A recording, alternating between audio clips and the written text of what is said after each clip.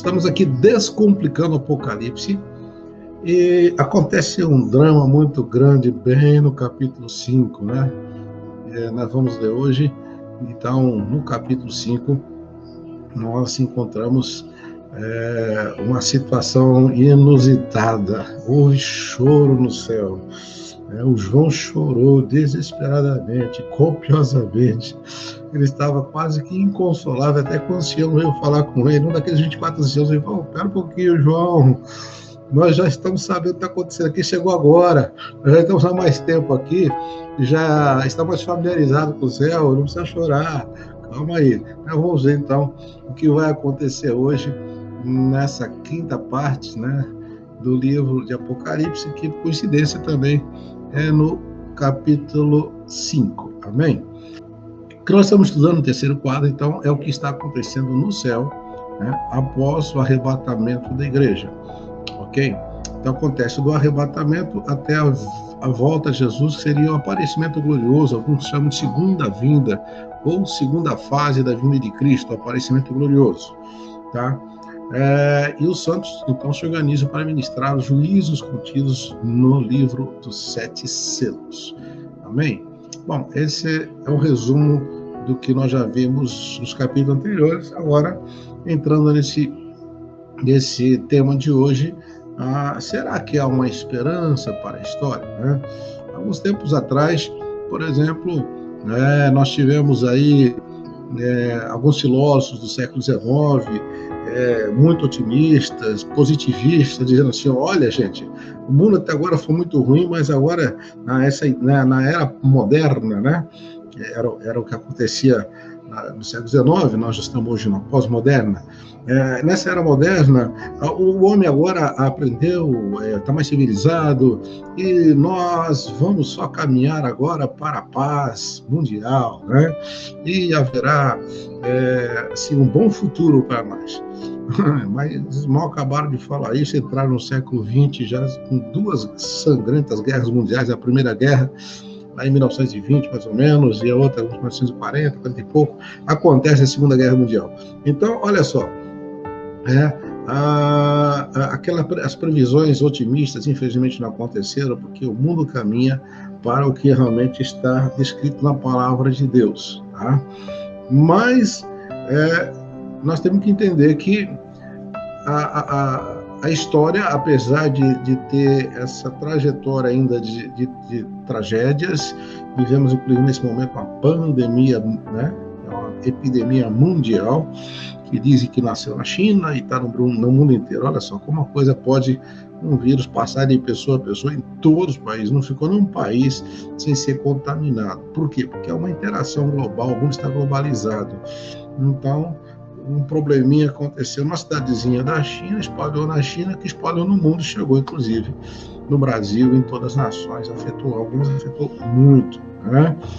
Mas nós podemos ver que na Bíblia, sim, a Bíblia, nós vemos que a história começa com Deus, está sob o controle de Deus e terminará segundo a vontade de Deus. Amém?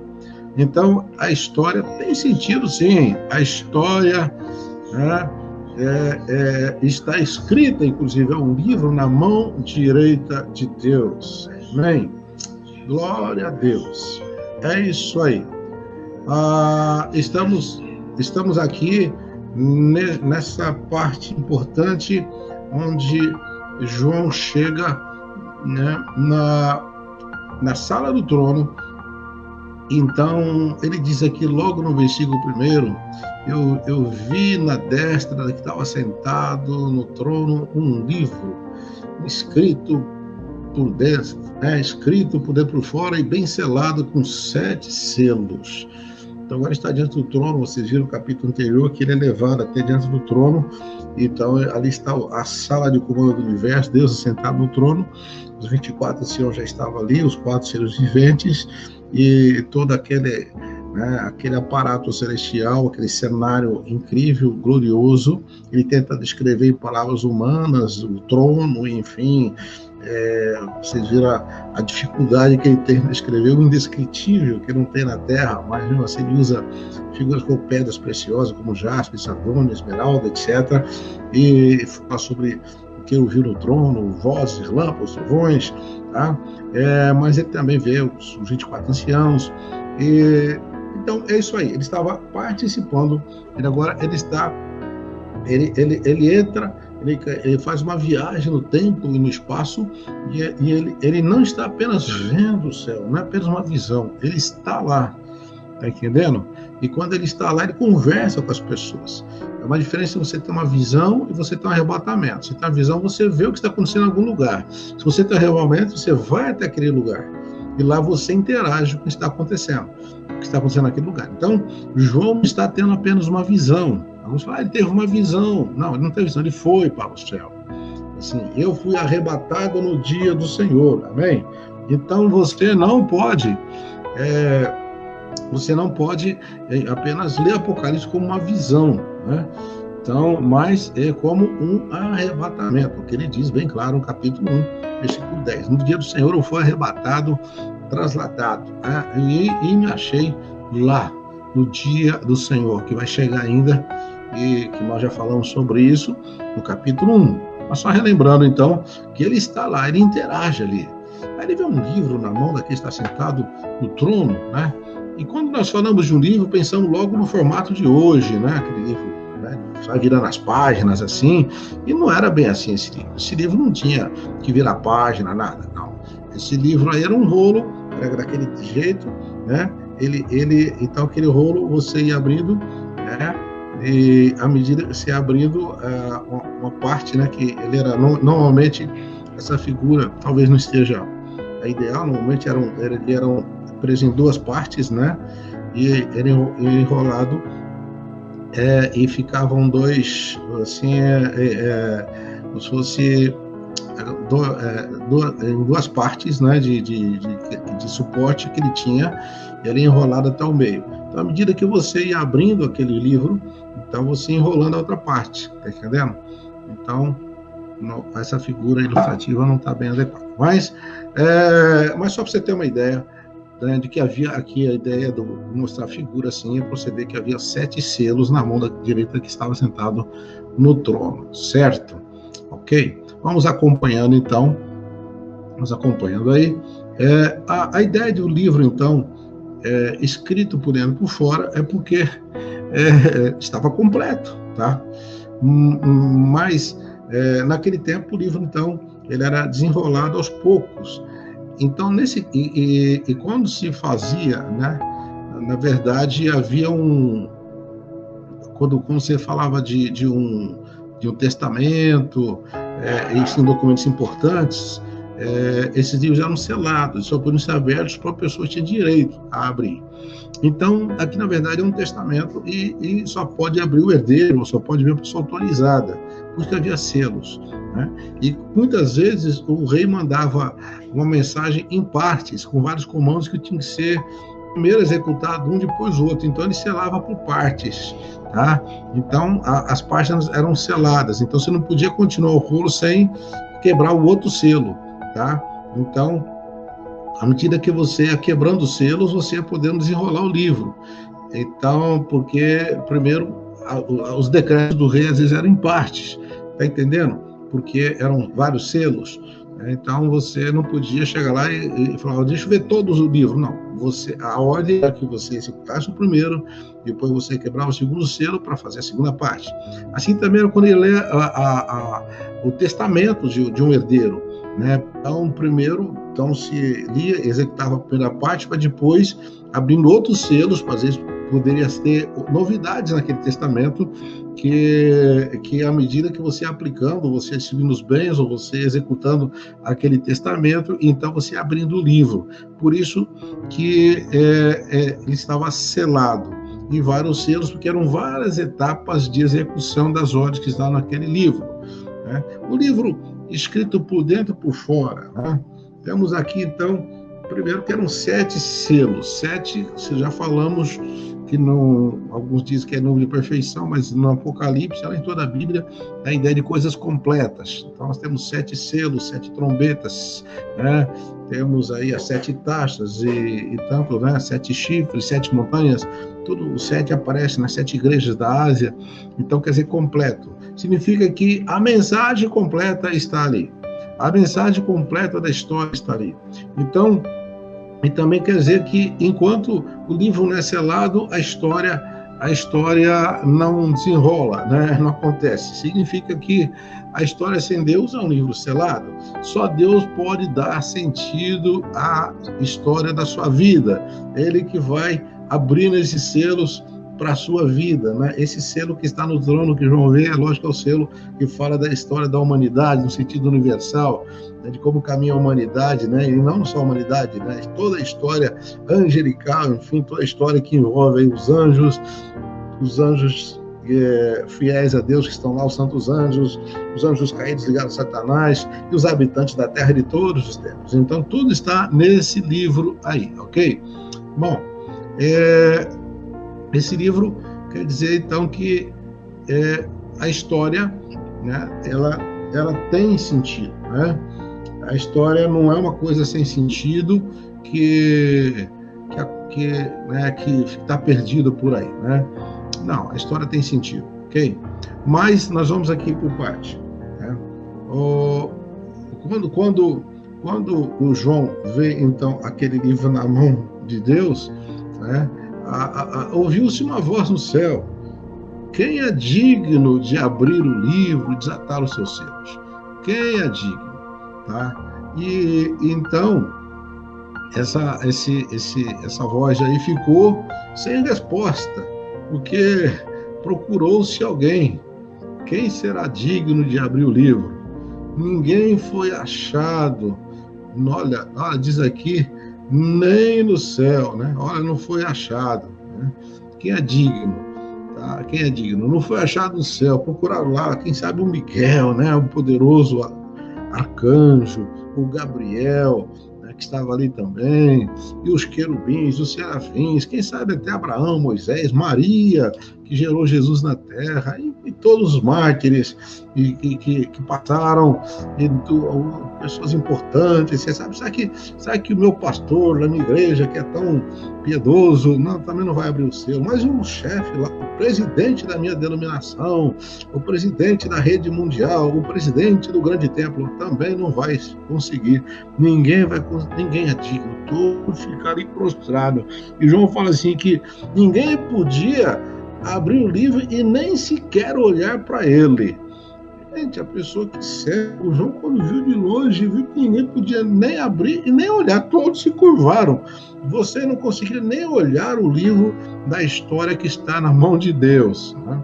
Então, nem no céu, né, nem na terra, dos mais influentes da história, não puderam, né, nem debaixo da terra. Quando debaixo da terra, fala, mas tem gente debaixo da terra? Tem. Jesus desceu as partes mais baixas da terra, e ali a Bíblia diz que ele tomou as chaves da morte e do inferno. Debaixo da terra, que se refere aos demônios, aos anjos, não, nem pensar, né? O diabo, os demônios, espíritos atormentados, não pode desvendar o mistério da história para você. Esse negócio que eles vêm falar o futuro, que eles vêm contar o que está acontecendo, é tudo mentira. Os mistérios da sua vida, o futuro da sua vida está nas mãos de Deus, não é verdade? Então, não havia ninguém, tá? Não há ideologia, nem partido político, nem sistema econômico, nada, ninguém pode fazer, ninguém pode dar esperança. A humanidade sozinha não vai para lugar nenhum, ela simplesmente vai para o caos, né? Então, não há a menor chance que o homem seja senhor do seu próprio destino.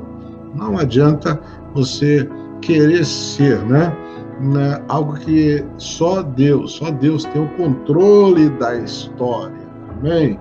Então, aí nós temos essa grande questão da impotência humana, né? Quem pode desvendar os mistérios do futuro, os mistérios dos destinos da humanidade, os mistérios do seu próprio destino, né? Mas alguém precisaria abrir aquele livro, mas há uma questão ali muito grande. A grande questão é quem é digno? Quem é digno? A pergunta era quem abrirá o livro? Quem? Foi aí que João começa a chorar. João entra em crise. E essa crise de João é a crise de impotência, da impotência de todos nós, nem somos capazes. Há uma grande questão, quem é digno?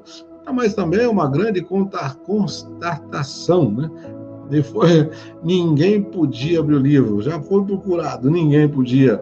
E havia ali, aconteceu uma grande decepção. Ninguém pode. E João então entra em crise, tá? Olhamos ao redor, vemos as coisas piorando cada dia mais. Mas por que João chorou? Parecia que ele falou assim, então não tem como continuar a história. Se a história da humanidade está nesse livro, ninguém pode abrir o livro, a história vai parar. Os planos de Deus vão parar. Deus tem que fazer, ainda a história não terminou.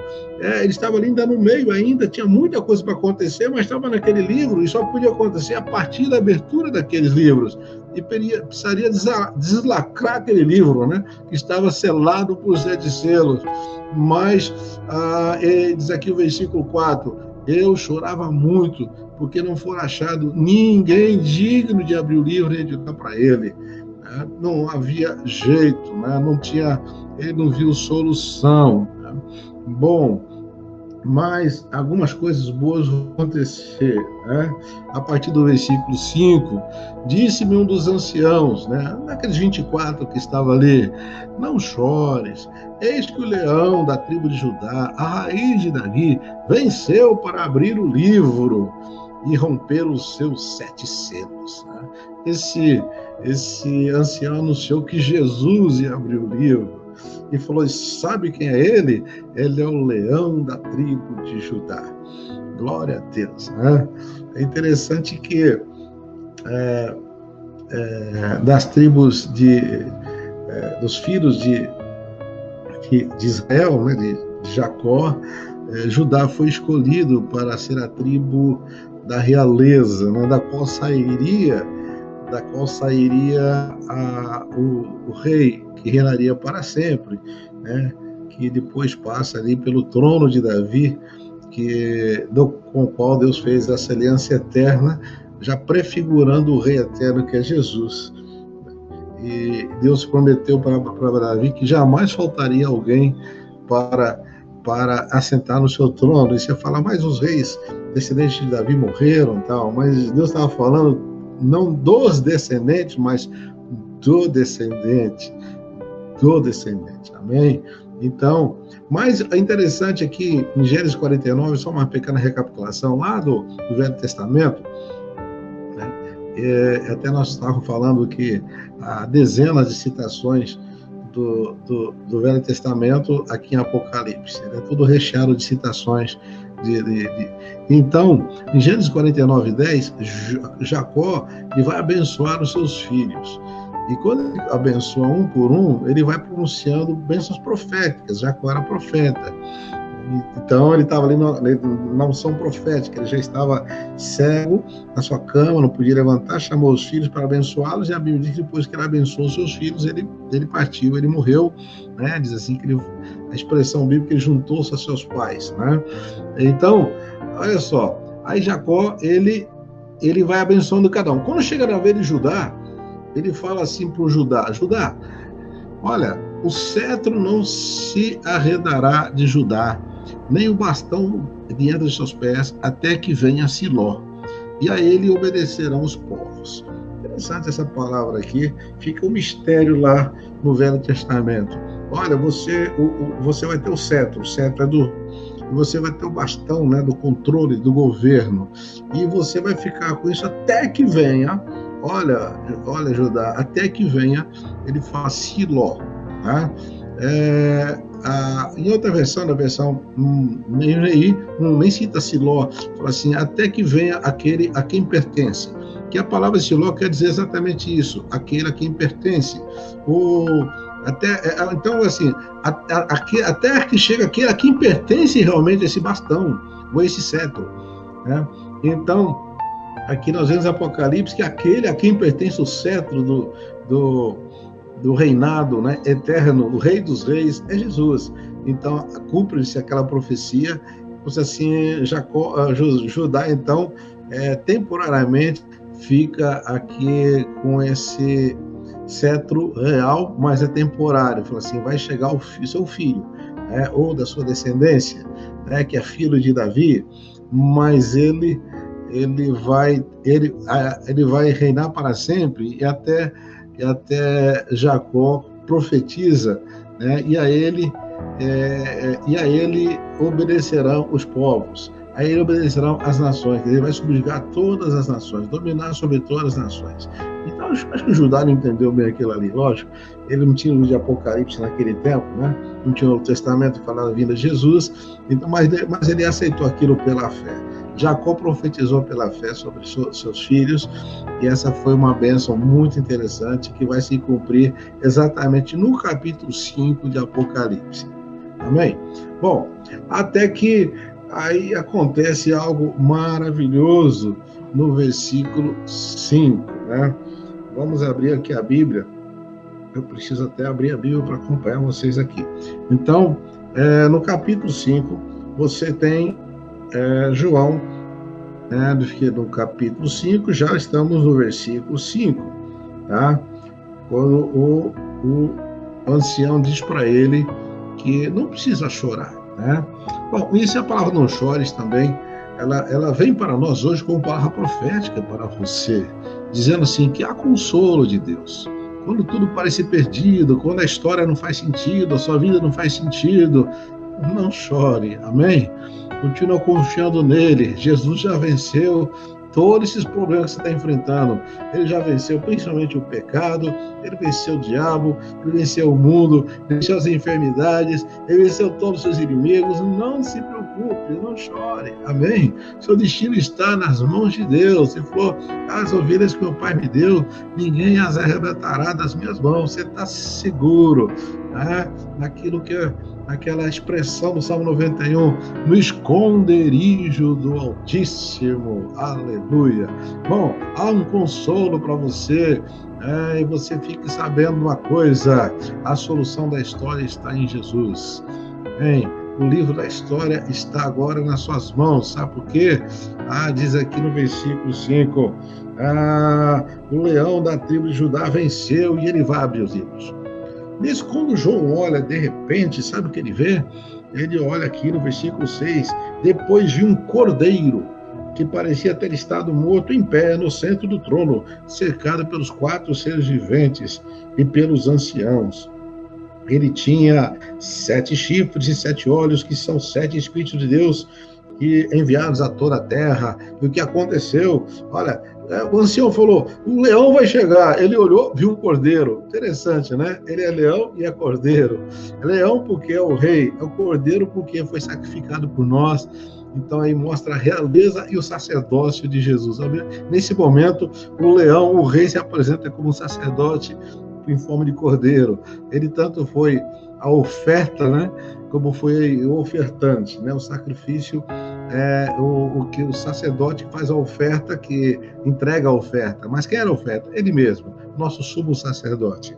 Amém? Então está ali um cordeiro em pé no centro do trono, né? E se aproximou e tomou o livro da mão direita daquele que estava, né, assentado no trono. Glória a Deus. É interessante, no capítulo 4, Jesus não aparece, né? João só descreve o trono e fala que quem estava sentado ali. E é só no capítulo 5 que Jesus entra em cena. Tá? Jesus estava ali reservado, né? Pelo menos não estava à vista de João. Estava por ali, mas ele estava discretamente no céu, né? Já estava no céu, lógico. Mas João não estava vendo. Só viu quando ele apareceu para receber o livro. Amém? Então, o vencedor é o cordeiro que foi morto, está aqui no versículo 6, né? Sim, é o cordeiro, assim, depois de um cordeiro que parecia ter estado morto, em pé. Que expressão, né? Tão diferente, né? Como que você pode falar, esse aqui, eu vi o fulano, ele vivo está morto? Não, ele parecia ter estado morto. Olha, uma expressão de que Jesus passou pela morte, mas não estava mais na morte.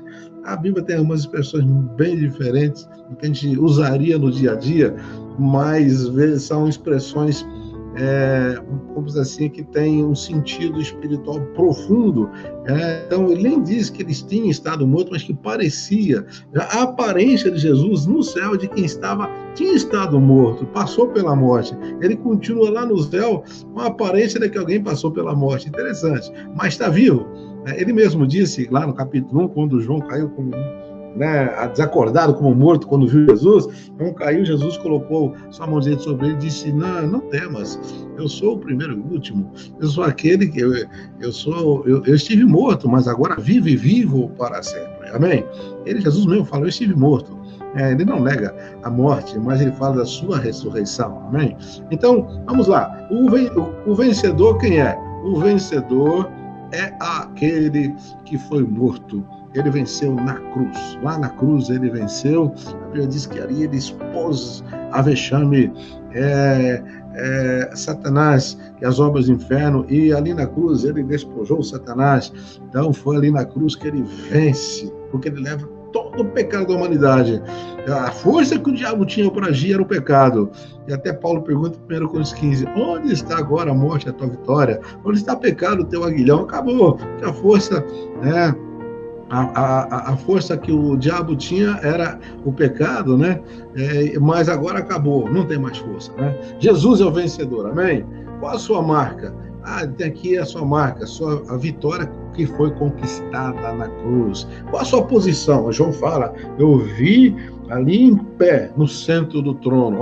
Em pé significa ação e poder, alguém que está numa posição. Mas diz aqui, onde ele estava? Diz assim, ele estava no centro do trono. No meio do trono significa autoridade, significa governo. Então, o vencedor é o Cordeiro, que foi morto, tem que a sua marca, sua posição, tem o seu lugar. E tem mais uma coisa, ele explica, ele tinha 7 chifres, ele tinha também 7 olhos, que são 7 Espíritos de Deus enviados por toda a terra. O que significa isso? Então, que ele é onisciente, cheio de olhos, vê todas as coisas.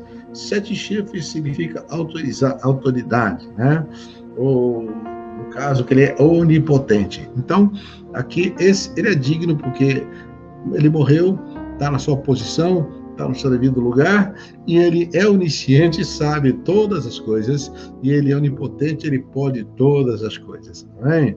O 7, então, significa coisas completas. Cheio de olhos significa ver todas as coisas. 7 chifres significa chifre, em alguns momentos significa poder ou pessoas que estão autoridade. Tá? Então, nós vamos mais para frente que existe a palavra chifre que refere-se a personalidades com grandes poderes mundiais, ou simplesmente autoridade. Mas está aqui Jesus Cristo onipotente. Amém? Glória a Deus. Bom, espero que você esteja acompanhando aí, porque a solução da história está em quem? Em Jesus, tá? Quais implicações Jesus está com o livro da história na sua mão? Quais as implicações? Algumas implicações importantes aí que nós podemos destacar aqui, ok? Bom, aqui aqui no versículo 8 diz que ao receber esse livro, ao recebê-lo, os 4 seres viventes e os 24 anciãos prostraram-se diante do Cordeiro. Cada um deles tinha uma harpa e taças de ouro cheias de incenso, que são as orações dos santos. Amém? Então, vamos lá, várias implicações aqui, tá? E ainda na sequência diz que esses todos seres viventes cantavam um novo cântico, dizendo: tu és digno de receber o livro, de abrir os seus selos, pois foste morto e compraste para Deus gente de toda tribo, língua, povo e nação, e tu os constituíste reino e sacerdote para o nosso Deus, e eles reinarão sobre a terra. Amém? Bom, vamos então, quais viram as implicações? Bom, primeira, uma delas é que deve levar-nos a orar confiadamente acerca do destino das pessoas, porque esse destino está nas mãos de Deus. Deus já tem um destino, você pode orar por elas. E qual o desejo das pessoas?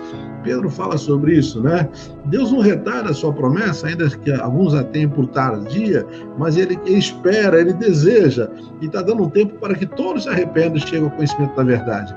Então, podemos orar confiadamente, porque entendemos que a vontade de Deus é salvar as pessoas. Deus não salva as pessoas para a perdição. A Bíblia diz que aquele lago de fogo no qual será lançado Satanás e os seus seguidores, lá, os anjos caídos, inclusive a besta, o falso profeta, foi preparado para eles. Mas, infelizmente, pessoas serão lançadas lá, mas não foram criadas para isso. Deus não criou ninguém para a perdição. Deus criou para a salvação. Você pode orar confiadamente pela salvação das pessoas. Amém? Porque é isso que Deus quer.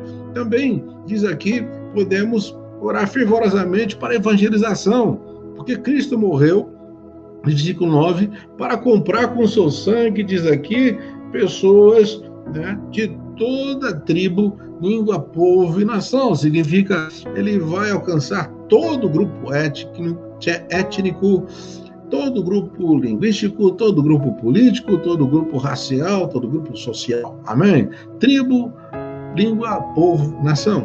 Então, toda a humanidade. Ninguém ficou de fora. Jesus morreu por todos, de todos os tempos, de todas as classes sociais, enfim, de todas as raças, povos, línguas e nações. Está aqui, nós podemos, essa aqui até orar, uma nação missionária, orando por todos os povos, do Afeganistão, do Iraque, da Coreia do Norte, da Austrália, do Alasca, de onde você quiser orar, Jesus morreu por eles. Amém? Pode orar confiadamente, porque Jesus quer salvar todas as pessoas. Amém? Deus amou o mundo de tal maneira, né? Não foi apenas um pequeno povo, um partido político, uma pequena classe social, ou apenas uma nação, como pensavam alguns de Israel, que a salvação não é para eles. Não, a salvação é para todos. Amém? Glória a Deus. Então, é isso aí. Quais as implicações? Vamos continuar vendo aqui. Quais implicações? Há mais implicações, né? Se Jesus pegou esse livro e pode abrir o selo, isso deve levar-nos a tomar posse da nossa alta posição social. Porque no versículo 10, quando estavam cantando, os anciãos e os seres viventes cantavam, diziam que Jesus comprou essas pessoas, nas quais nós estamos incluídos, diz assim, olha o que diz aqui, tu os constituístes reino e sacerdotes para o nosso Deus, e eles reinarão sobre toda a terra. Então Deus toma o livro e isso é assim, é desvendado, né? Também essas declarações, né? Através desse cântico maravilhoso, dizendo então que Jesus nos comprou e nos constituiu o reino. Vamos tomar posse, meu irmão, você é rei. Em Jesus, através dele você reina. Estamos assentados nos lugares celestiais, reinando com Cristo, amém? Então, fomos constituídos sacerdotes. Reino porque estamos dando, Deus através de nós governa, né? E sacerdotes porque Deus através de nós alcança as pessoas e as atrai para si. O sacerdote é aquela pessoa que é intermediária entre Deus e o homem. É aquele que faz a mediação. Nós somos mediadores. Paulo até usa a expressão embaixadores de Cristo. Né? O embaixador é aquele que sai de um país e vai no outro país. Imagina, dois países estão em guerra e eles mandam para lá para tentar fazer um acerto, um acordo de paz. Manda o embaixador, não é assim mesmo? Quem que não vai? O presidente. Se houver guerra do Brasil com algum país, não é o presidente do Brasil que vai lá, vai o embaixador. Né? As pessoas estão inimizadas contra Deus. Sabe o que Deus faz? Manda o embaixador. Quem é o embaixador? Você. Essa função sacerdotal. Amém? Você representa o reino e você também é sacerdote. Por isso que é chamado de embaixador de Cristo. Outra implicação importante, algumas implicações que devem de Jesus ter tomado o livro, estão aqui nos versículos, né? 11 e 12, porque após Jesus pegar o livro, o que eles cantam, né, nesse cântico, na continuidade, ele diz assim, então olhei e ouvi a voz de muitos anjos, milhares de milhares, milhões de milhões, outra versão fala miríades de miríades, eles rodeavam o trono, bem como os 4 seres viventes e os anciãos, e cantavam em alta voz. Olha só, agora tem um cântico que os anjos... milhões de anjos vão cantar, né? E vão dizer o quê? A ele seja o digno é o cordeiro que foi morto ele é digno de receber o poder, a riqueza, a sabedoria, a força, a glória e o louvor. Amém? Ele é digno. Significa que Jesus tomou o selo, isso, né, o livro, isso deve nos levar a cantar, e esse cântico são declarações do que ele tem, do que ele é. Por exemplo, a ele seja o poder, significa que você tem que entregar tudo que está em suas mãos, porque nós não temos poder para administrar o que nós temos sem a direção dele. Sabe por quê? Ele disse, ele nos deu em todas as coisas, mas ele fala, sem mim nada podeis fazer. Ele quer que você entenda que o poder é dele. Salmo 62 fala uma coisa, disse Deus 2 vezes ao ouvir, que o poder pertence a Deus. Olha que interessante. Deus fala 10 vezes para você ouvir. Deus falou uma vez, ouvi 2. O salmista está dizendo assim, ouvi tão bem como se fosse Deus falar 2 vezes, mas ele falou só uma. Uma coisa disse Deus, 2 vezes ouvi, que o poder pertence a Deus. A ele seja o poder, a ele seja a riqueza. Significa então incluir que os nossos bens pertencem a quem? A ele. Toda a riqueza dele. Você não tem nada, meu irmão. Essa conta bancária, seu carro, a casa, veio dele e é para ele. E só serve para alguma coisa no reino se for para a glória dele. Se você quiser usar egoisticamente, usar isso na sua avareza, enfim, usar isso no seu coração materialista, não vai glorificar a Deus. Porque tudo é dele. A ele é a riqueza. Porque dele, né? E para ele são todas as coisas.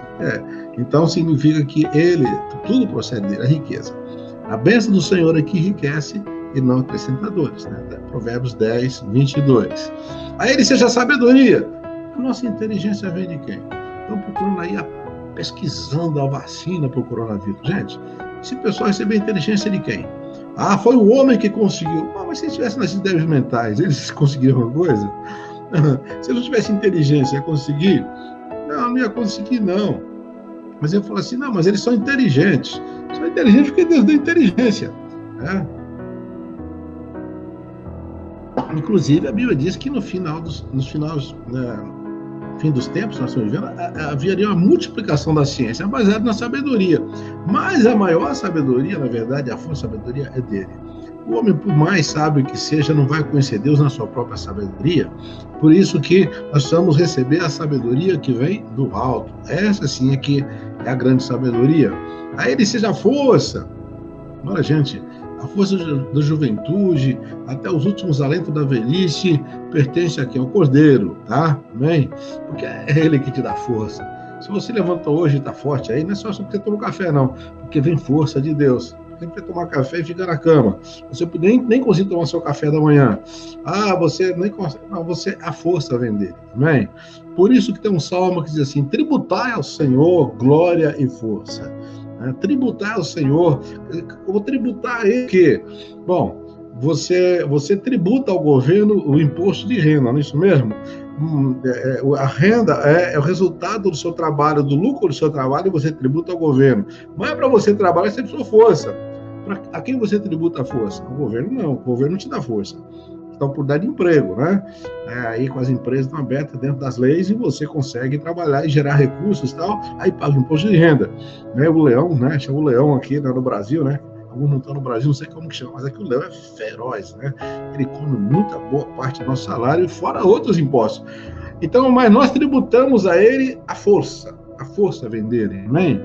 Então, e também essa força, ela é total, ela é completa até o último dia da sua vida, porque não há aposentadoria no reino de Deus. Lembra que o Jacó, nos últimos dias, nos momentos da sua vida, ele estava profetizando? Não estava aposentado, não. Ele estava ainda mantendo seu ministério profético. Ele não podia mais caminhar, correr, fazer muita coisa. Aliás, não podia nem enxergar, porque ele estava cego.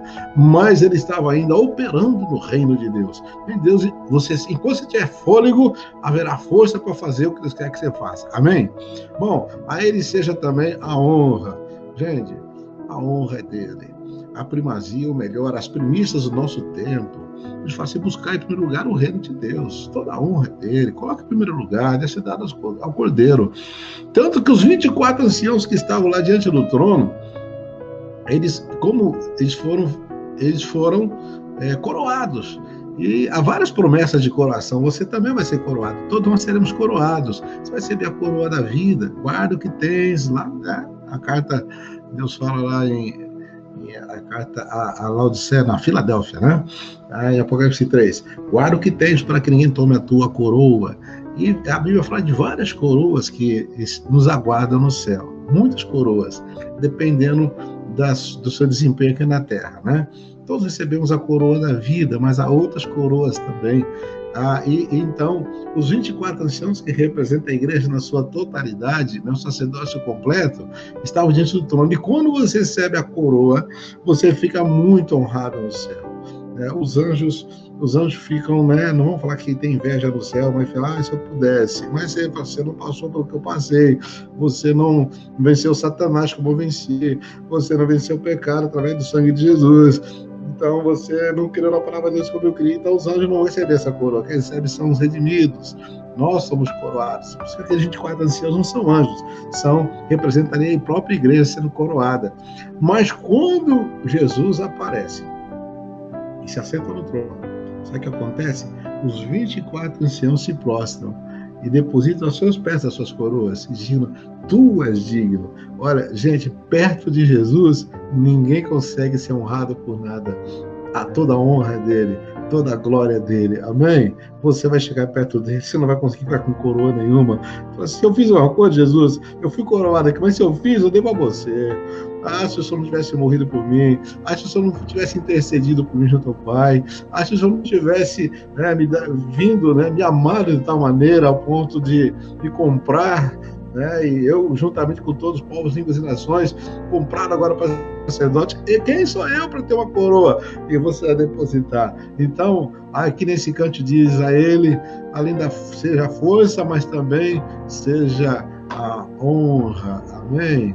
Vamos honrá-lo, e seja a glória. Deus não divide a sua glória com ninguém, só ele deve ser exaltado. Você, às vezes, uma coisa boa, você começa a se sentir, né? Sentir o bambambam, sentir o tal. Gente, para com isso. Você cantou bem, é porque Deus deu voz boa, você pregou bem, você falou bem, você construiu algo bonito, você educou bem seus filhos, você é um bom marido, boa esposa. Gente, tudo é glória a Deus. Amém? Você saiu do vício, glória a Deus. Você venceu o pecado, glória a Deus. Você conseguiu ajudar pessoas, servir pessoas, glória a Deus. Você entregou sua vida até para ser mártir. Foi com a graça de Deus. Se não fosse a graça de Deus, ninguém conseguiria. Você negaria Jesus, mas foi a graça maravilhosa que lhe capacitou até a ser um mártir. Quem sabe alguns de nós vai ser mártir, né? Eu, às vezes, fico até imaginando essas viagens missionárias. Será que uma delas não vou... Eu só vou na ida e não volto? Amém, glória a Deus, né? Aí vocês receberam alguma notícia aí, o pastor não voltou. Bom, mas aí eles, se eu conseguir isso, que deve esse privilégio, né?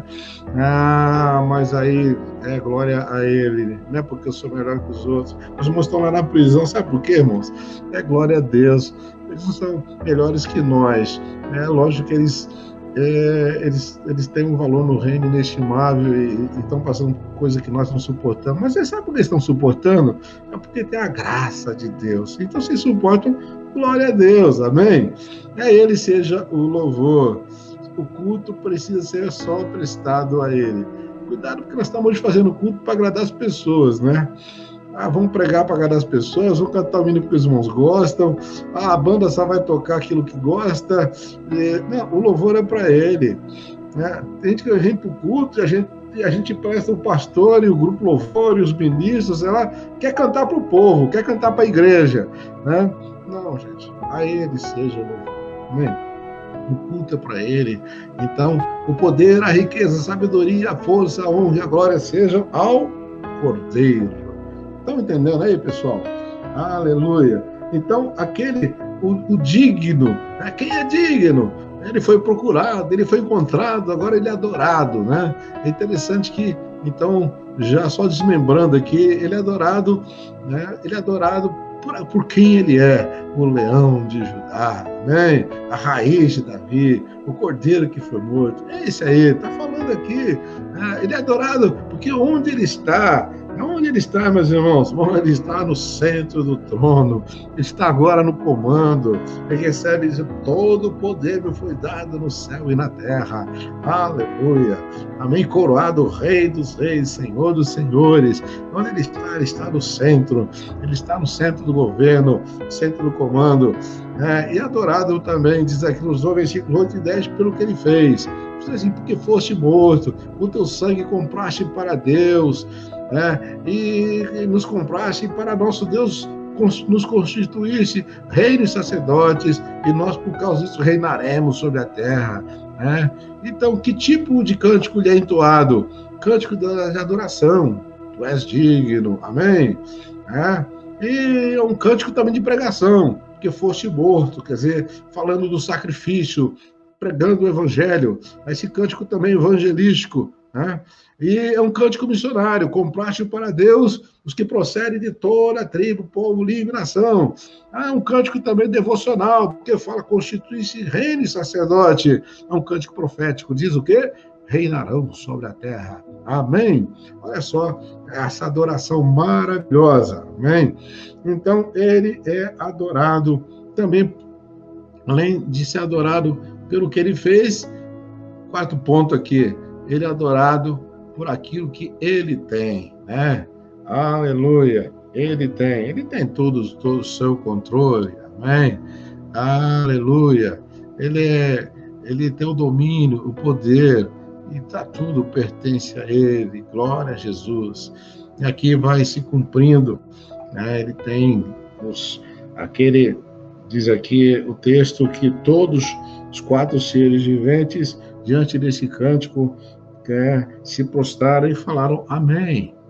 Esses 4 seres viventes provavelmente não são homens, são seres angelicais de altíssima ordem, provavelmente os serafins ou os querubins. Em Ezequiel, capítulo 1, ele chama de querubins. Isaías, quando vê na sala, naquela visão do capítulo 6, quando ele tem a visão de Deus, o trono de Deus lá no templo, ele vê os serafins. Interessante, há uma semelhança entre eles, mas talvez uma pequena diferença. Os serafins, eles guardam a santidade de Deus, e os querubins cumprem ordens de governo de Deus. Amém? Então, nós temos aqui Jesus sendo adorado por aquilo que ele tem. Ele tem todo o poder, toda a autoridade, toda a riqueza, enfim, e por isso Jesus é adorado agora e para sempre. Toda a glória, toda a honra seja ao Cordeiro. Amém? Graças a Deus. Bom, e aí, nesse momento, do versículo 13 e 14, vamos até transcrever para você que está aqui na tela. Se você não tem a Bíblia aberta, pode ler conosco. Ouvi também toda criatura que está no céu, e na terra, e debaixo da terra, e no mar, e todas as coisas que neles há, dizerem ao que está sentado no trono, ao Cordeiro, seja o louvor, a honra, a glória e o domínio pelos séculos dos séculos.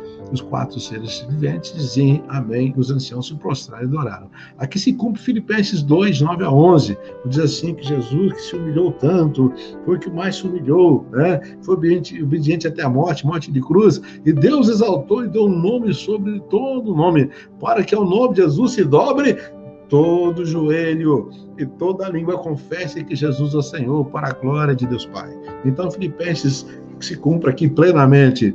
Todo joelho se dobrará, toda língua confessará, amém? Que Jesus é o Senhor, para a glória de Deus, amém? Aleluia. Mas vamos observando aqui também, que nesse texto todo, há um crescente aqui, esse crescente assim vai como se fosse naquela música que vai crescendo, e até chegar no seu ápice, no seu clímax. Então, primeiramente, nós temos aqui os anciãos, os 4 seres viventes, depois vem os milhares de anjos, e depois diz aqui toda criatura no céu e na terra e debaixo da terra, ou seja, todos os homens, os anjos existentes, toda criatura adorando o Cordeiro. Amém? E esses cânticos não são apenas uma coisa mecânica, que eles cantam decorado, não, que nem às vezes a gente canta olhando para o telão da igreja, nem sabe estar cantando, né? Tem uns cantando lá, não, pensa que está cantando aí, porque é melhor você pensar, não, lá no céu, absolutamente conscientes, todos cantando a mais pura expressão da verdade de quem ele é, Jesus Cristo, Rei dos Reis, Senhor dos Senhores. Amém. Aleluia. Glória a Deus. Temos então aqui no capítulo 4, capítulo 5, que é uma visão do trono, a visão de Jesus tomando os selos. Na verdade, é apenas uma preparação para o que vem na próxima semana, que vamos dar continuidade no capítulo 6. Né? Jesus não poderia romper os selos e executar juízo sem antes, então, ter essa preparação no céu, essa apresentação do Cordeiro, dizer... Mas por que ele vai executar esses juízos? Né? E esses juízos são executados, aliás, inclusive com a participação dos 4 seres viventes e dos anciãos, quer dizer, a igreja e os anjos participando ativamente, né? São agentes da execução do juízo de Deus, como veremos a partir do capítulo 6. Tá? Então, vendo tudo sendo preparado para que Jesus tenha pleno direito de voltar à terra e implantar o seu reino. Amém? Pleno direito, né? Não vem apenas o que Deus quer, não, porque é questão de direito conquistado. Ele venceu. Amém? Uma coisa, por exemplo, é o filho do rei que herda o trono e herda as riquezas porque é filho do rei. Né? Que Jesus já poderia sim, que é o primogênito, né? Mas imagina que esse filho do rei, ele vai para outra nação e lá uma guerra sangrenta, e ele vence essa guerra e conquista aquele lugar. Então ele é coroado também ali, mas não só porque ele é filho do rei, mas porque ele venceu, né? Como antigamente os reis iam para a batalha. Esse aqui veio para a batalha e contra Satanás e venceu, tá? Então, para implantar, mas para que Jesus venha e possa implantar o seu reino, tem que haver juízo na terra. Então, agora chegou a hora, aqui no capítulo 6, começa então, vamos dizer assim, o acerto de contas. As coisas têm que ser acertadas aqui na terra. É por isso que no capítulo 4 e 5 nós estamos vendo tudo que acontece ali no céu. A partir de agora, começam a acontecer coisas na terra, tá bom? A partir da semana que vem, nós vamos ver o que acontece na terra em consequência dos selos que serão abertos e a cada haverá comandos, e esses comandos de juízos que serão executados por anjos aqui na terra. Amém? Não perca, então, o capítulo 6. O grande acerto de contas que Deus tem com a humanidade. Hoje o pessoal está rindo, está zombando, crucificaram Jesus, e cuspiram em Jesus, e estão prendendo os cristãos lá na Coreia do Norte, e perseguindo na China. Agora que o imperador recentemente tirou até os símbolos cristãos na casa dos crentes e obrigou a adorar o imperador lá, é o presidente lá do Partido Comunista. Meu Deus, o cara se acha alguma coisa.